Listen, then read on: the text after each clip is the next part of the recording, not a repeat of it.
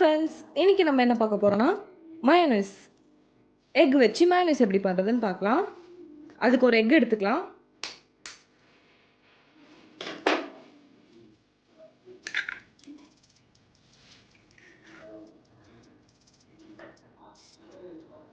ஒரு எக்குக்கு நான் 3 பல்லு பூண்டு எடுத்திருக்கேன். கொஞ்சமாக பெப்பர் போட்டுக்கலாம்.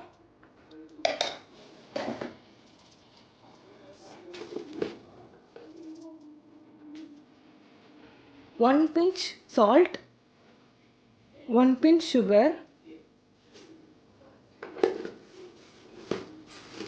கொஞ்சமாக மஸ்டர்ட்,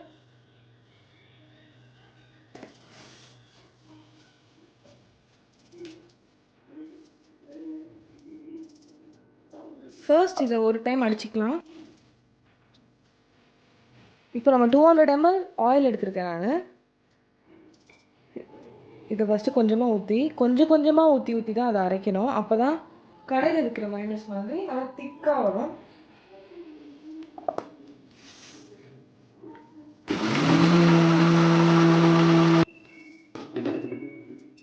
இப்போ அதே இன்னொரு வாட்டி ஆயில் ஊற்றிக்கலாம்.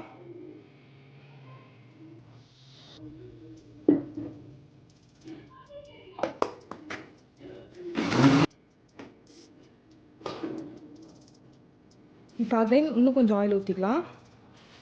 உங்களுக்கு ஒரு வாட்டி ஊற்றும் போதும் டிஃப்ரென்ஸ் தெரியும். அதோட திக்னஸ் கொஞ்சம் கொஞ்சமாக திக்காகிட்டே வரும்.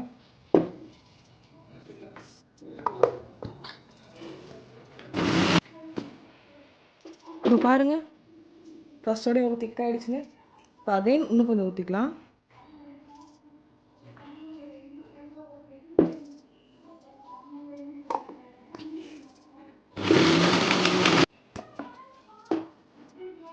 பாருங்கள், இப்போ இன்னும் எவ்வளோ திக்காகிடுச்சு.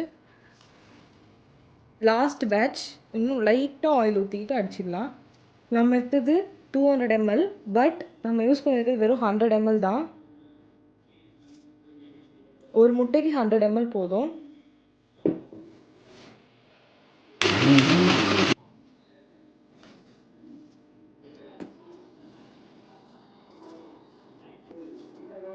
கொஞ்சமாக லெமன் புழிஞ்சு விட்டுக்கலாம்.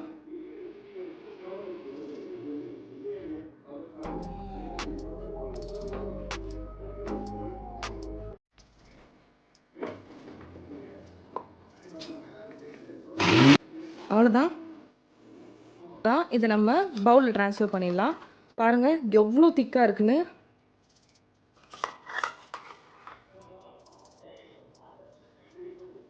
உங்களுக்கு இன்னும் திக்காக வேணும்னா நீங்கள் ஆயில் போட்டு பண்ணிக்கலாம். ஆனால் இந்த திக்னஸ் போதும். எனக்கு இந்த திக்னஸ் தான் பிடிக்கும். கொஞ்சம் டைம் ஆகும், அதுவும் கட்டியும் ஆகிடும். அதனால் இந்த திக்னஸ் கரெக்டாக இருக்கும். அவ்வளோதான். எவ்வளோ திக்காக க்ரீமியான மயோனைஸ் ரெடி ஆகிடுச்சு பார்த்தீங்களா, கடகடன்னு. இது பேட் ஃபார் ஹெல்த் தான். ஸோ அளவாக செஞ்சு அளவாக சாப்பிடுங்க. ஒரு முட்டைக்கு செஞ்சாலே போதும். ஒரு முட்டையில் செஞ்சாலே போதும். அதுவே நம்மளுக்கு நிறைய கிடைக்கும். இந்த வீடியோ உங்களுக்கு பிடிச்சிருந்துச்சுன்னா லைக் பண்ணுங்கள், கமெண்ட் பண்ணுங்கள், ஷேர் பண்ணுங்கள், சப்ஸ்கிரைப் பண்ணுங்கள், மறக்காமல் பெல் ஐக்கானை கிளிக் பண்ணுங்கள். See you on next video. Bye.